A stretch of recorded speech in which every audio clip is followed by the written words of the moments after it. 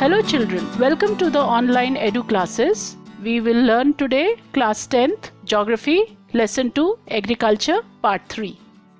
After watching this video, you will be able to list the non-food crops grown in the country and determine the climatic conditions to grow such crops, recognize the efforts taken by the government to improve agriculture, analyze the impact of globalization on agriculture.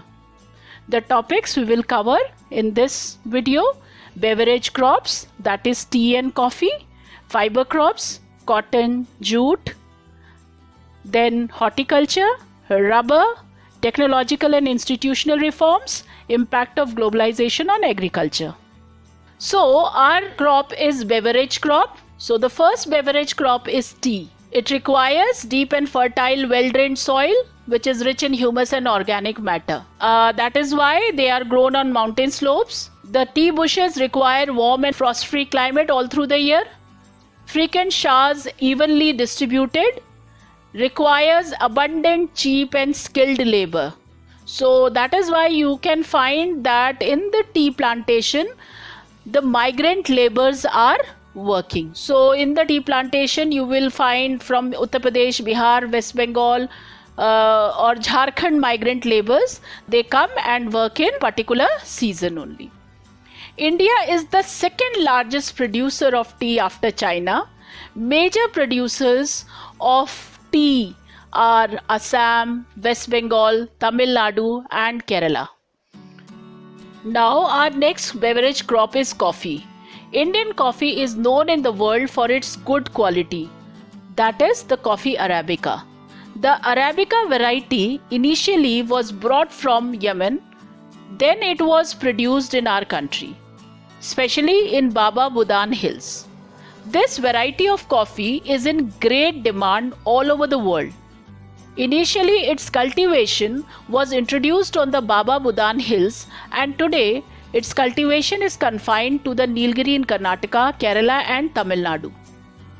The major producers of coffee states are Karnataka, Kerala and Tamil Nadu. Now let us discuss about the horticulture crops.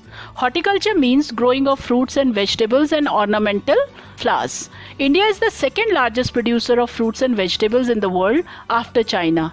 India is a producer of tropical as well as temperate fruits because the southern half is tropical, northern half is temperate. If I say fruits in India, we have mangoes in Maharashtra, Andhra Pradesh, Telangana, Uttar Pradesh and West Bengal.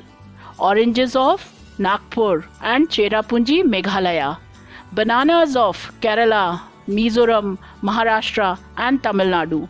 Lychee and guava of Uttar Pradesh and Bihar. Pineapples of Meghalaya.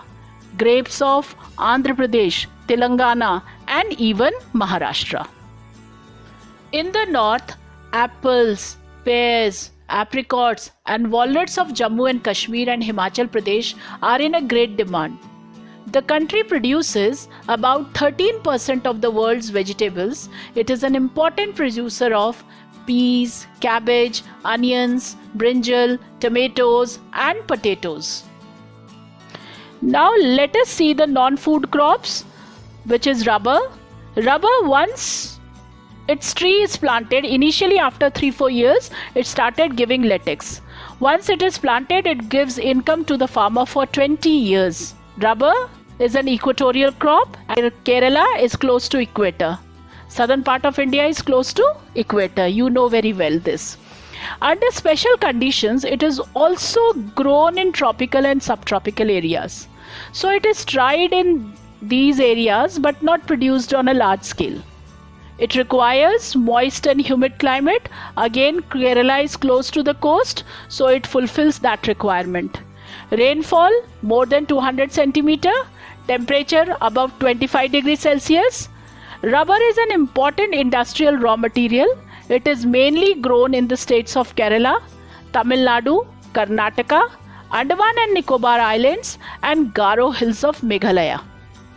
Fiber crops. Among the fiber crops, we have cotton, jute, hemp and natural silk. These are the 4 major fiber crops grown in India. The first three are derived from the crops grown in the soil. The latter is obtained from the cocoon of the silkworms fed on the green leaves, especially mulberry trees. Rearing of silkworms for the production of silk fiber is known as sericulture. In India, for silk cloth, Karnataka ranks first. Next is cotton. India is believed to be the original home of the cotton plant. It is cultivated as a kharif crop. It requires 6 to 8 months to mature. It requires high temperature, light rainfall or irrigation, 210 frost-free days, and bright sunshine for its growth. In the textbook, the data that is being given is of 2016. In 2016, India was the second largest producer of cotton after China. But right now, the country that ranks first in the production of cotton is India. Cotton grows well in the drier parts of the black cotton soil of the Deccan Plateau regions. So it is majorly grown in Maharashtra, Karnataka, Telangana and even Andhra Pradesh. Major producers of cotton are Maharashtra, Gujarat, Madhya Pradesh, Karnataka, Telangana, Andhra Pradesh and Tamil Nadu. Jute. It is known as the golden fiber, grows well on well-drained fertile soil in the floodplains where soil are renewed every year. That is why the deltaic region of the West Bengal is the best place for its growth. It requires high temperature during the time of growth. It is used for making gunny bags, ropes, mats, carpets and other artifacts. When it comes to jute production, India ranks first, second is Bangladesh and then China. The major jute producing states are West Bengal, Bihar, Odisha, Assam and Meghalaya. But due to its high cost, it is losing market to synthetic fibers and packing materials, particularly the nylon. So let us understand, why are the technological and institutional reforms required in our country? First, agriculture has been practiced in India for thousands of years. Sustained uses of land without compatible techno-institutional changes have hindered the pace of agricultural development. In spite of development of sources of irrigation, most of the farmers in large parts of the country still depend upon monsoon and natural fertility of the soil. Fourth, this poses a serious challenge for day-by-day growing population. More than 60% people depend on agriculture for their livelihood. They need some serious technical and institutional reforms. Though the laws of land reforms were enacted, but laws of implementation were lacking. Right of inheritance had led to fragmentation of land holdings. Considering the importance of agriculture in India, the Government of India had made some concrete efforts to ensure the increase in agricultural production. The government gave priority to collectivization, consolidation of holdings, cooperation and abolition of zamindari, etc. to bring about institutional reforms in the country after independence. Land reform was the main focus of our first 5-year plan. The laws of land reforms were enacted. So some of the technological reforms done by the government is introduction of modern inputs by providing irrigation facilities, use of high yielding variety seeds, use of fertilizers, use of pesticides, machines like tractors, tillers, harvesters, threshers, etc.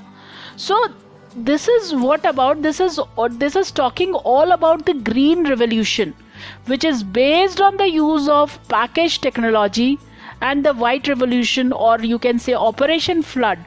These were some of the strategies which were initiated by the government to improve Indian agriculture. So a comprehensive land development program was initiated in the 1980s and 1990s, which included these technological reforms as well as institutional reforms also.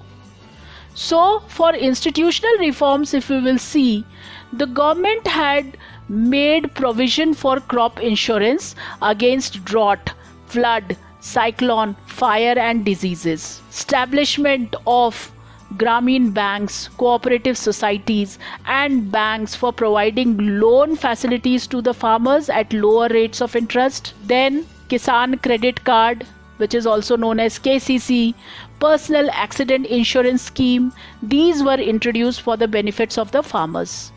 Even the government started providing subsidies on agricultural inputs. The government has also announced minimum support price for the benefit of the farmer, spread weather bulletins and agricultural programs. Globalization is not a new phenomenon.